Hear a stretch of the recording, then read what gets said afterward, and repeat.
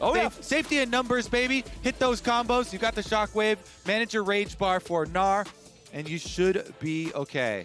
Well, Team Liquid has a little bit of insurance against losing this fourth game the same way that they lost the third. If you never have a reason to group up and team fight in the first place, you're probably not going to be grouped up in a way that allows your opponents to just get that big 5v5 fight against you. Never present the option, never give them the ability, and play around the sides instead. Ryze and Camile, so good in those splits. All right, well, maybe they've got insurance in this game, but 100 Thieves have insurance in this series. True. They can afford to even drop this one and still pull it out in game number 5.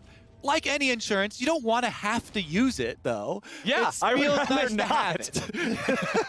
The entire point of insurance is to hope that it doesn't ever get used. Now, game number 4. 100 Thieves wins this one. They're into the final. Team Liquid will drop down to the lower bracket and then face the winner of C9 TSM, which is going to be an incredible series of its own, I hope, playing out tomorrow. Now, let's see if we get anything at level 1. Yeah, I mean, it would be so big for 100 Thieves. This would be their first return to the LCS finals since their inaugural split, since they formed as a team. Yeah. That's pretty incredible stuff. And a reminder to everybody out there watching, we got the free Pro View matchups every game, and here in game number 4, it will be those bottom laners, Tactical and FBI, going up against one another. The Tristana versus Kalista matchup. Both these AD carries can be very powerful in lane, so if you're trying to get past that laning phase without me being angry at you for getting double killed before my second buff spawns, hey, make sure you check that out. And, you know, last game it was fairly exciting. They double KO'd at like level 3 or level 2, all inning off of the Tristana jump there right on top of his head. And yes, game number 5, more silver scrapes would be enjoyable. 100 Thieves, as we said, though, don't want to have to use their insurance here and are going to look for that team fight. Okay, so let's go ahead, just take stock of everything here real quick. Tactical with the cleanse versus FBI having the heal. Ignite versus exhaust on the supports as well. So difference in both of our bottom laners. Everything in the solo lanes, par for the course with teleports ready to go. As, we already got the engage here in the bottom lane. Tactical getting engaged on as everybody's got the focus. FBI's got a lot of spears in him though, and he's got to be careful. Tactical with a flash over the wall. It's first blood for FBI. Auto attack for auto attack. I'll see you in hell. We're trying to sell tickets to the bottom lane bonanza flowers. Double KOs. Last time it was at level 2. Now it's level 1. I love it. Oh, 2 of the best bottom lanes in the LCS going full on, no holds barred aggression in the bottom lane. I told y'all to watch that pro view. I told y'all how to do it. Let's see how they did it again. Okay, so they're going to push up towards here. You're looking at the minion health. Once that Bard Q misses, it's the signal. Huhi says, I can land this Zenith Blade. They walk right up on Tactical. Exhaust goes down, and so FBI, he actually just fights through it with the exhaust on him, blows up the E charge. The Ren comes through to chunk him down. Tactical has the early step on the wall, allowing Corejj to get the last chunk onto the Tristana before FBI can then flash over, meaning they both only have health for 1 auto. Yep. 1 auto, and it's Tristana who has the faster attack wind-up animation. She just shoots you and the bullet comes out. Kalista has to pull the spear back up here by her head, so she loses out on the 100 gold for the first blood. Nicely done there. 1 for 1 in the bottom lane. Game number 4 starting off bloody, and it's only going to get bloodier. Huhi always looking for these Zenith Blades and these chances to go in. Corejj back down to 200 HP. Now, the thing is, you have to pay attention to where the waves are pushing, because whenever you have volatile lanes like that, it attracts junglers. And this means for Team Liquid, since they've got Santorin doing a bottom to top clear on Olaf, they have to cede control in the re-engage there. So they just back up, they're under tower, they're just defending. Meanwhile, 100 Thieves, they need to go full out aggression. Xin Xhao's in river, Closer saying, I got you, just continue to go for the trade. So they fish around, they try and get another opportunity. Abbedagge does get lapsed on. Flash for flash from mid laners here. Jensen getting that empowered rune prison to lock him down, but Abbedagge with the flash in time gets enough distance to make sure that Santorin won't get the kill. All right, keep your eyes on these flash timers, my friend. The entire bottom triangle of the map, mid lane plus bottom lane included, is up for grabs. This is jungler playground, baby. You've got Xin Xhao with flash, Santorin on the Olaf with flash as well, and plenty of setup from both of the lanes. So I want to track how they actually path towards them, because since they started opposite halves of the map, you can see Closer is going up for his re-clear towards his Gromp and is going to naturally have a much slower route to try and cover either mid or bottom. Meanwhile, Santorin gets to head right down there, has Gromp spawning, and so he's in the early stage. Bottom lane is recalling for them, and they're going to have to play a lot more cautiously. This is, you can actually infer for the next couple of minutes then. Since you have an Olaf clearing away from you, with the recall going off there from Team Liquid, they don't want to keep it volatile down here. Yeah. And they're just going to let the Tristana explosive shot do its work. Slowly last hit the minions, not pushing. Take your foot off the pedal, let the cruise control take over, and don't be breaking no speed limits. That's the Team Liquid approach here in the bottom lane. Hands at Slow 2 and 12? 2 and 10? Now, I only use one hand.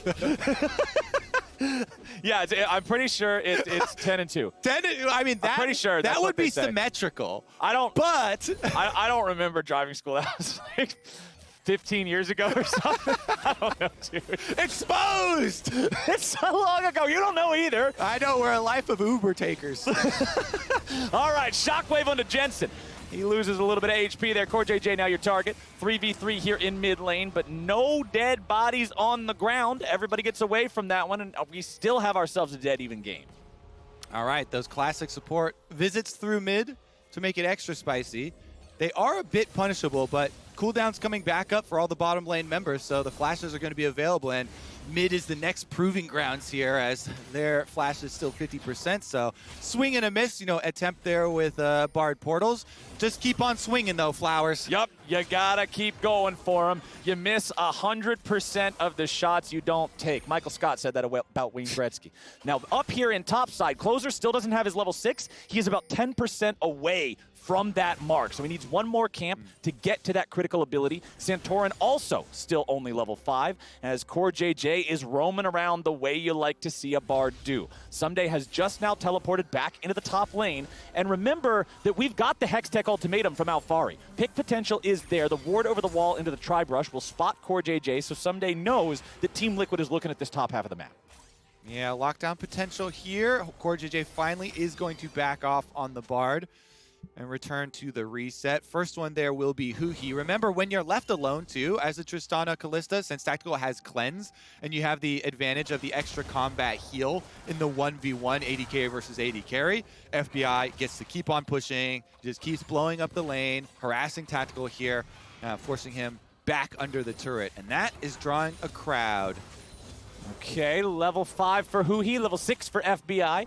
Tactical with a level 6 of his own, but considering Corejj goes on walkabout a lot, there's not always a situation where you can use that ulti as Tactical, so we'll see how often that ends up getting pulled in here this game. 7.5 minutes in, dead even still. Abbedagge and Jensen, both with those ultis ready to go, neither one with flash. You can see that Jensen's flash will come up sooner compared to Abbedagge, as Alphari jumps away from the Mega Gnar. Does not want to deal with him in that empowered form, but Alphari does have about a 2.5 wave lead in terms of the farm here. Interesting timing desync, too, on the supports, because you can see on the minimap right now, full bottom lanes are recalled for both sides. Corejj were called a little bit later on Bard, but you can use the tunnel through the side of the wall coming from Fountain to gain a lot of distance, and he should, since Rift Herald takes so long to actually take, the full 10 members could easily show up for this. Oh, we could just have a giant party at 8 minutes into the game. Rift Herald o'clock is about to strike. 8-minute team fight. Why not? Let's do it. Game number 4. It's time to bring the heat. No ulti for either one of our supports. Corejj is only level 4. Smite's ready. Okay. Huhi's going in. They're seeing if they can find anything here at the start on the 100 Thieves support. It's going to be Rift Herald going over to the side of 100 Thieves here. So they pick up their objective. They disengage. You call that a success. Yeah, Santorin even tried to flash to get in range for the smite steal. Maybe he was trying to flash for an E combo with his smite, but it was taken away quickly there. And Huhi did pick it up, though. Normally it goes onto the junglers. This time it's on the support, so that means Huhi will need to continue roaming if they want to use that somewhere other than bottom lane. And it's going to be interesting, too, because this is also the team with the Tristana and the extra demolition capabilities there, so should be able to feed even more money into FBI to try and get him to that scaling point, get him to the multiple items.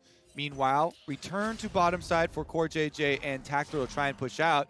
Rift Herald fight won without, tremendous bloodshed. But what about the Dragon Flowers? This was the biggest difference from our previous series that allowed 100 Thieves to come back with that soul. And yet, First Dragon not rushed down. The early priority on this area of the map has fallen to the wayside. So even if they start stacking, it's going to be much later into the game. Now here in the bottom lane, FBI and Huhi. Huhi's still only level 5. Corejj doing the same, but Closer's made his way down. 9 minutes in, almost 10, and still no first Drake taken. But we do have both junglers around the area. Santorin just clearing out his Gromp. He is slightly behind Closer in terms of farm. Not normally what you would expect from Olaf versus Xin Xhao, but that is the state of the game right now. Shelly charging up, ready to go. Corejj and Tactical getting some good damage down into FBI, and they won't get any more than just the base 2 plates out of that Herald. It's kind of funny, too, because, since Huhi's the one who picked up the Rift Herald, you have increased importance on wanting to split it. Here's the engage. Huhi's already ready to go. Nice use of the ulti there, but the magical journey, Tactical just sucks them in, goes through the portal, spits them back out. Hey, everybody gets away. Yep, cleanse cooldown used here for Tactical, so not too dangerous for them. Ultimate used on top of it, and they're both able to exit to safety. Now they can re-engage too. Dragon started and Huhi goes in after Santorin, but Team Liquid doesn't have the bodies nearby to immediately start some sort of a fight. They do, however, have enough reinforcements to force their opponents off of the Drake and take the objective themselves. No, that Dragon was so low, and they actually did not just stick around to force it down.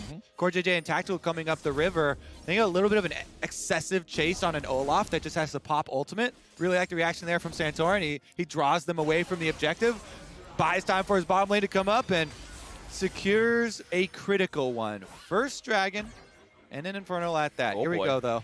Alphari could be in a bit of a bad spot here. Abbedagge, the first one to join up, but Jensen immediately follows with a TP of his own.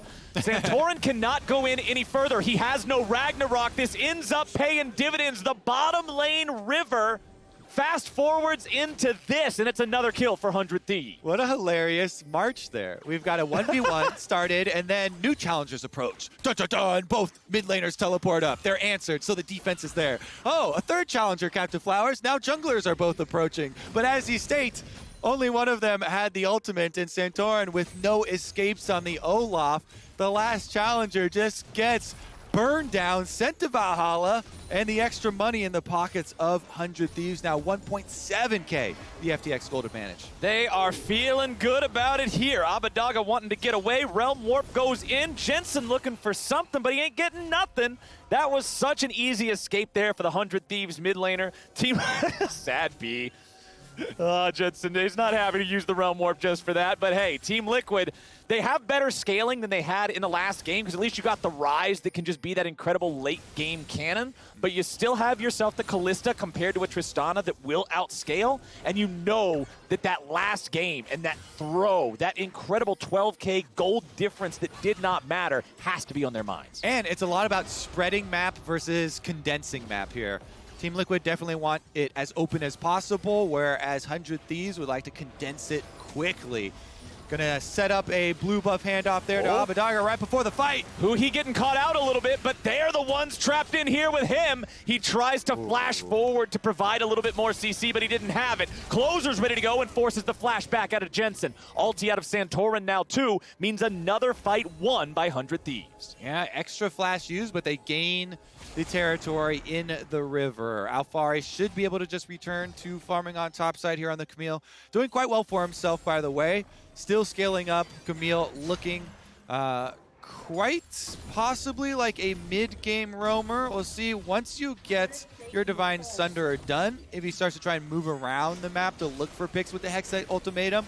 Again, ideal scenario, Team Liquid would like to take down these two side lane, at least outer towers, and then create those opportunities where Corejj fishing around with Bard ultimates. He can actually throw them at someone who doesn't have self-speed like Abbedagge and usually just walk out of them. But that's a 0 for 2 on an uncc'd Oriana. Oriana definitely one of the best at, I just pop a W and walk out to the edge. No big deal. Corejj gone fishing, but just reeling in a whole lot of nothing. He's now getting caught by Closer, but a magical journey through the wall gets him away safely. 100 Thieves with control over this bottom side river. Unfortunately, there's nothing to really earn with that here in terms of a big objective. The dragon is not spawning for another 90 seconds. 100 Thieves, however, do find themselves a nice blue buff waiting on them, and depriving Ryze of that always feels really good. Stop a little bit of his spell spam, his wave clear, slow down the tier stacking just a little bit. Both mid laners' tiers are very, very close to one another, about 10 mana apart, so those will hit that 360 point around the same time. Here in bottom lane, you can see Closer once again grouping up with Huhi and FBI just in case they can make something happen, but it looks like Corejj and Tactical are pretty wise to this and don't want to put themselves in a bad spot. We also have Rift Herald number 2 at the ready, so if 100 Thieves can just transition back up to top side now, Ooh. Another big cooldown blow. Yep. Good trade there. Abbedagge, these early game Oriana ultimates don't do a significant amount of damage, so if you can just use it there in an ult trade versus Olaf, who the champion loses so much value without having his ultimate to be able to charge into these skirmishes and these team fights, whereas the Oriana still is fairly simple as far as the utilities she can provide, allows them that second Rift Herald we're talking about. Whoa. And FBI with the flash. He's ready to go, but oh no, my friends. The rocket jump is interrupted, and Tactical gets a payday. Perfect turnaround there from Corejj. Exhaust denies the flash kill attempt from FBI. He then is a sitting duck for that ultimate. Guess what? Corejj lands those 10 out of 10 times, baby. And the timing on the Kalista ultimate is also well prepped on exiting stasis, so there's no way for Rocket Jump to get out. It's too slow of an animation. Nicely interrupted by the Team Liquid bottom lane. They get the kill onto FBI, however, 100 Thieves, Ssumday, and Closer finish up on top side with the second Rift Herald that they were able to start out during all the action. And hey, that was first turret of the game, 16 minutes in. That's a pretty slow first turret by most measures. They will convert it into a second turret kill. You mentioned in one of the previous games how much money those are worth now. Big gains there for 100. Yeah, those side lane secondary turrets are the most valuable in the entire game now that they have been juiced with gold. Second Dragon does go for Team Liquid though, so small price. It seems like we're kind of reverse from previous game. Well, Big unlucky for Team Liquid, they also get Cloud Soul. So, feels bad one. That is definitely a rough one. Let's see. Extra move speed, though. When you want to spread the map and you're trying to it's really good for Olaf. Play side lanes, plus you have some champions like Camile, Olaf, Ryze that can make pretty good use out of it. It's not as much as a meme as sometimes it is. Yeah, you know? Sometimes it's a mega meme, but with Olaf, I generally think it feels pretty good. Oh, it definitely feels good just in individual cases like that, but also to how they want to actually play this game out. So last time around, Mountain Soul was the best to try and deny burst damage from a Fed LeBlanc. This time around with, Cloud Soul, speed as well as ultimate cooldown reduction might be just what they need, but it's going to really determine on can they actually get down the rest of these outer turrets to be able to really work with more space. Everfrost picked up now for Jensen. You can see that coming up at the bottom of your screen. So the chain CC potential, if you can go for a flash-empowered Rune Prison, follow it up with an Everfrost, you can get somebody stuck there for quite a while. Remember that FBI does have heal instead of a cleanse in this game like Tactical does, so there is always some pick potential if Jensen can find the angle. 3.5 minutes until the dragon respawns, so nothing really to fight over here in this bottom side river. Bottom turret has been removed already, so it's not like 100 Thieves have anything nearby to fall back to, but considering they still have a 3-man squad down here, they don't seem too afraid. We just have a vision battle going on right now. Team Liquid trying to get as much control as they can. That's going to be a huge part of their game plan moving forward with these split pushers. Vision to protect them and make sure they're ready for the collapses. Abbedagge too is ready to go with this Oriana. Level 12, Luden's done, plus has healing reduction with the orb. So all he needs is a delivery system, either Xin Xhao or Leona. Great options. Yep. Ssumday on Gnar could be as well too, since he's been pretty good at managing his rage bar. As long as he can get that one up. They've got flashes available on everybody. So they're definitely ready to construct their team fight. Team Liquid though, we mentioned, you finally get your first item there for Camile. Alphari does have his Divine Sunder. Helps you out quite a lot in the 1v1. Early Bramble Vest for Ssumday though. Yep. Quite a good answer. Early Bramble Vest for top lane just feels like so much of the staple of at least one side of every matchup these days. This item has such a prominence in these top laners' builds. 100 Thieves still maintaining that FTX gold advantage right around 1,500 here. Alphari's building up a very big wave that he'll be able to shove even further forwards. Remember that they only have one turret on the side of Team Liquid. It is in the bottom lane. This tier 1 for 100 Thieves up in the top side, still standing strong with about 75%. We're seeing some on my way pings coming out from 100 Thieves towards the mid lane. I don't know if they really want to try to make a play onto the Kalista here with that cleanse. Team Liquid's grouped up, and Team Liquid says, hey, Ssumday, what's going on, buddy? He's just beat into the dirt, and Santorin takes the kill. No reason to tunnel over, just wait in the brush for the face check. Ssumday walks into a river that is not 100 Thieves territory. They have full control over mid, though, and once they see the reveal, yes, half of your team is on top side, eh? Okay, we're going to pay back at least 2 outer towers taken for 100 Thieves in exchange for Ssumday's life, and the top one. So 2 turrets in exchange for a turret and a kill. That's the state of the game here in the past 30 seconds or so. 20 minutes now on the clock means Baron is alive, and considering the games that we've seen so far in this series, an early Baron is very possible. If we get some wild team fight in the top half of the map, if we get some sort of crazy explosion off somebody finding a good shockwave delivery, or a big fight for Santorin running all over everybody after Corejj engages with an ulti, there's a lot of opportunities here. And I'm just excited for the first big 5v5 we're really going to get. Yeah, one of those opportunities I'm curious to see how it turns out is actually the Dragon coming up in 36 seconds, the Soul Point Dragon for Team Liquid, because they don't have topside pushing first. Ssumday is the first one out there, so he's going to have the extra wave to work with. They both have teleport up there, so they could answer, but Jensen has been able to push a little bit quicker on bottom side and buy himself time to reset first. 100 Thieves will push up the mid lane, get control there.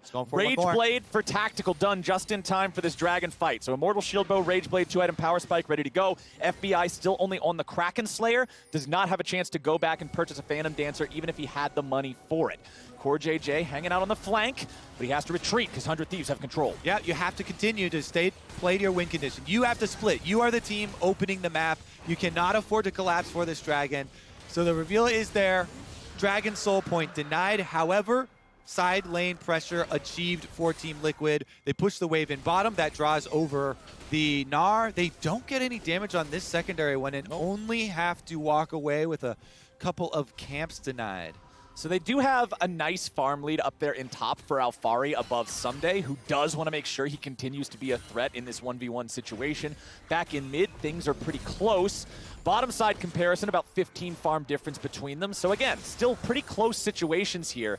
And the game itself could still go either way very easily. With the win conditions being so different for these teams, I want to see if Corejj and the rest of Team Liquid can find the roams where they need them. The split pushing compositions are often the more difficult to execute. You've got to make sure that everybody's communicating effectively and constantly to make sure no one gets punished or caught out at the wrong time, because that's just disaster. That'll enable 100 Thieves to deathball down any lane. And the way you can tip that scale in your favor is the deeper vision, so that Team Liquid get to be the first ones with the information as to the lane allocations that 100 Thieves have decided. So they're deep wards inside this red jungle leading up to the bottom half of the map. That makes it safer for Alphari to split push. You see boom, boom, here and here.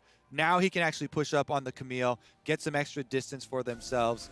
And as the Camile now at least is able to get to the Tiamat, you have at least some of the AoE. You push it a lot quicker, and he should be able to keep up some pressure. Yeah, it's a huge part of the pressure for this champion, right? Because normally Camile's AoE, yeah, she has some on the E and on the W, but you don't really want to be just using hookshot randomly on waves. It does really hinder your ability to escape. So this purchase, bringing him online here. And he is going, it looks like, for the Titanic instead of the Ravenous. So Ravenous is much more if you want to stay side. Titanic does give you extra HP for when you find yourself in the brawl for the all-in.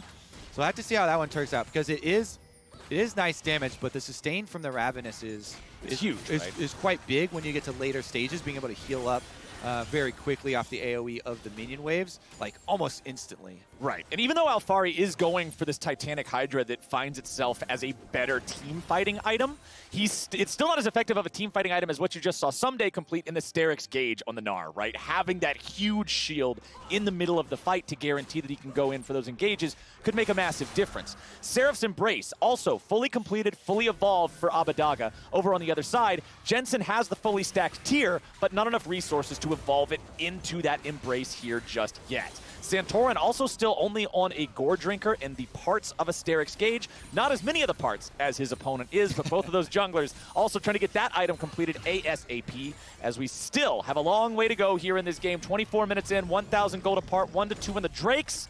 Nobody's really threatening anything huge just yet. And it's because they're both just staying in their lane. They're sticking to their game plan, Flowers. You know, they're flourishing here. 100 Thieves, we're not going to step out until the objective is here for the neutral that we can actually force your hand on. Because if they overextend and group up at this point, then Team Liquid get to take more without a big opportunity cost. And Team Liquid, they would say, okay, we're just going to keep on pushing out these side waves. If you want to collect them at their tower, go ahead, but that gives us the first move so they can try and keep up their vision.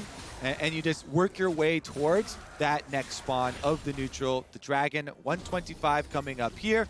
Baron is on the table, but there's not, you know, a big enough pivot point that would allow them to actually force on it. And the threat that you keep up while Alphari continues to return to bottom side and push out wave after wave of losing out secondary turrets, and the big gold influx in the extra territory is just too much to overcommit to. So just keep up your vision and bide your time. Plenty of time to go before 100 Thieves would ever be able to claim that Drake soul. The next one will be spawning here in just under a minute now. 25 minutes into He went with the Ravenous instead. He just kept that Ruby Crystal there. The Ruby Crystal was just a distraction Crystal. Hey, it fooled us. Because we both thought it was going to be Titanic. I guess he's going Titanic. You can do it for the extra HP for all in. But Ravenous is so much better for the full split. So Team player Kobe trying not to flame. Be like, well, I think this is pretty crap. But I default to trust, okay? I default to trust. Alphari's a better man than I. He's a way better top player than me, so I was like, okay, man, you got an angle here. Let's see it. But it's just a distraction. That's a lucky Ruby Crystal, actually. Oh, but hey, we've got Team Liquid trying to sneak a Baron here. And 100 Thieves had the ward that sees the Baron taking some damage. The ward has fallen away now. They got it. There's no idea. They have no idea. They weren't paying attention. They weren't paying attention because the champion icons didn't show up on the minimap. So your camera would have to be over the pit to see the Baron itself losing health. Nobody's camera was there. Nobody had a damn clue. Baron for Team Liquid. It's so smart because they know that 100 Thieves have been waiting this whole time to try and force something at the Dragon. They're like, okay, we'll prey on what your win condition is, use your win condition against you, and we'll jump the Baron right inside. What a beautiful call there from Team Liquid. So nicely done. 100 Thieves should have probably done something to check both a little bit more meticulously. They got lulled into a false sense of confidence, you know, having river vision. But when you're against Bard and, you know, there's blast cones over the back of the pit as well, very happy for Team Liquid to be able to take that one. So now with Baron, you get to live the split push dream. Oh, baby. This is exactly what the doctor ordered for Team Liquid. Now, how much can they get done? They'll have this one for the next 2 minutes or so. Mid lane tier 1 turret still standing. 100 Thieves have kept this thing alive for 27.5 minutes so far. We'll see if Team Liquid has the remedy for that ailment here soon, now that everybody's wearing purple. 2 turrets standing outside the base in mid. Oh, Corejj got caught. He tried to get away, but it didn't work. Nice pick from the Thieves. All right, see what they can actually do with it. That is going to relieve some pressure. You know, the Bard roaming around between is a large part of the threat that is applied by this split push. If you don't have that, then you don't have the possible disengage. You know, if one of your split pushers gets caught, the ultimate oftentimes comes in, you know, the tunnel's out, and that relieves so much pressure for the Thieves. Now it just buys them more time to farm. The waves are coming to their turrets, but they can catch them there. Yeah. Getting single picks, we often talk about in League of Legends, you know, it's not just the kill, what does the kill get you? It's a relief pick. Yeah, it's a relief pick. It's not like this had to transfer into any sort of an objective. The objective is slow down the enemy's Baron timer. And as soon as you take that one man off the map, hey, congratulations, objective achieved. Yeah, I remember, you know, it's like Captain Flowers gets a little rowdy at the party. You tell, hey, sit down. Take 5 seconds here. We got to chill. We got to chill. Relax. That's what we're doing. We're timing out. We're mental resetting. You can't get too rowdy when you got a Baron buff. Now, return to the party. He's Now back up. we're back He's to back in. partying, Corejj's partying. Look at him go on that Cloud Rift, baby, speeding around. All righty, he's got Santorin right next to him. They're ready to go. Closer is stuck fighting Alphari. He's in the Hex Tech ultimatum. He tries to dash back out. They're not going to get a whole lot there with a shockwave. Closer's under pressure, and Santorin's getting it done. Abbedagge is going to be your next target there, going into the stasis, able to stay alive, but the man's not going to be standing much longer. Now he's taken down. Now they're going after Huhi. Now they're going after Ssumday. They ain't just going after him, they're splattering him. Ssumday tries to get on out, but hello! It's Team Liquid with a 4 for nothing. And they party hard, Flowers! Instantly getting the pick as soon as Corejj's back out on the map. This thing just blows up in the 100 Thieves' faces. Santorin, I have to give so big props to with his target selection in the last one, though. He gets out the first 2 members, flashes to finish the kill there. Whoa. Really well done by him. Look at the damage, it's 3,004 dudes, and the last one's the support. They're on to the Nexus turrets. Team Liquid is going for a potential game ender right now. Closer is their target. He's going to survive for a moment longer, but the Nexus turrets will not. Huhi's in the middle of everyone. Everybody is dying. The Hex Tech ultimatum's ready to go yet again. Ladies and gentlemen, do you want 5 games